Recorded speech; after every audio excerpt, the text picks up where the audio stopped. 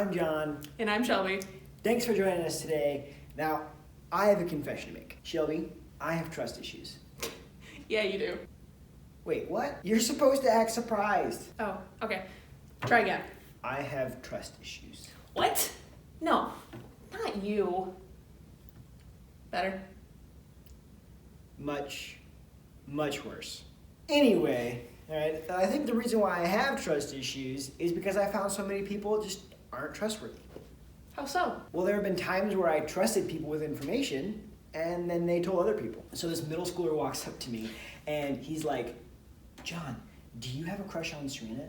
And I'm like, well, we're engaged, so yes. Yeah, I have a crush on Serena. And I said, yeah, I do. And he's like, okay. And immediately he makes a beeline for Serena and he's like, hey, John has a crush on you. I'm like, are you kidding me? Ratting me out? Come on, man. Or I trusted them with my stuff and they ended up breaking it. Hey, Brian, I can't seem to find my favorite mug. You wouldn't happen to know where it is, would you?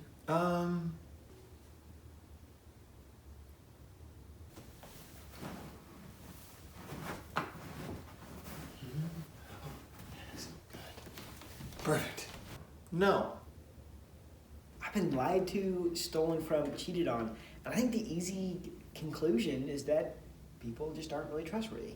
The problem is that trust is necessary. In order for us to have healthy and authentic friendships and dating relationships, trust is a must. 1 Corinthians 13:7 says that love always trusts. So in order to develop greater love and connection with people, we have to trust them. What about everyone that's watching right now, Shelby, that's thinking, I did trust them and then they broke my trust? I know that we're supposed to continually forgive people, but are we supposed to continually trust them? Great question. Forgiveness is challenging. Our relationships will always be better off when we forgive. Trust is something that's earned when you get to know someone better through good conversations and time together, like we talked about last week. It sounds like the solution then is to surround ourselves with trustworthy people. Yeah, and in fact, there are 3 practical things that you can look for when you're asking yourself, should I trust them? And if you're watching this and you know that you've broken someone's trust, these are great things that you can filter through on how you can help repair that trust. We hope that these 3 things help you to find people in your life that are trustworthy and help you to be a trustworthy person. The first practical thing is discovering if they're honest. Trust is primarily built on honesty. Yeah, I found that if someone's willing to lie to others, then they're most likely willing to lie to you or to me. And I found that if someone is willing to lie about small things, most likely they're willing to lie about big things as well. Did you or did you not eat my cheese balls, Brian? I did not. I think you might have eaten my cheese balls. Maybe one. I had a lot of cheese balls. Now I have no cheese balls. You had a lot of cheese balls. You might have one less cheese ball.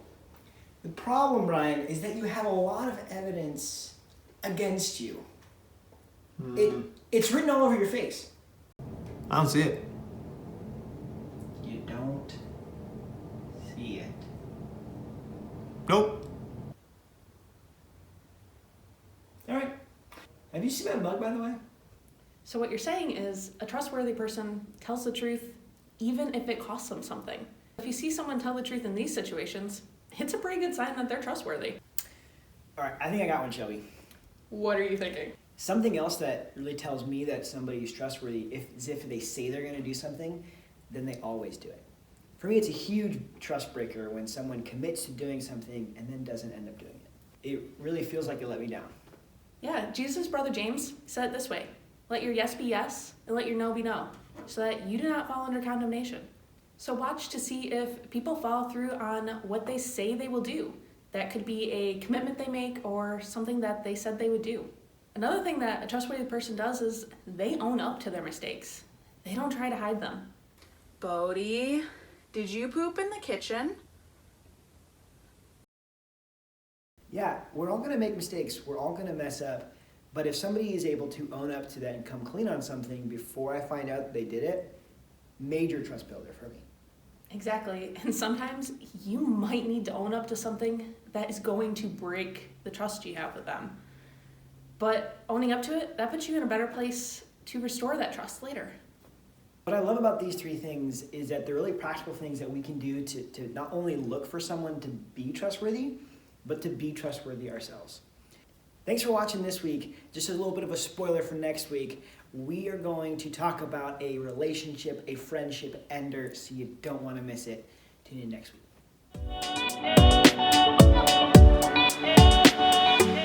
Totally We should make "Trust is a Must" shirts. It'd be real tacky, like just write on them with Sharpie. TIAM. TIAM.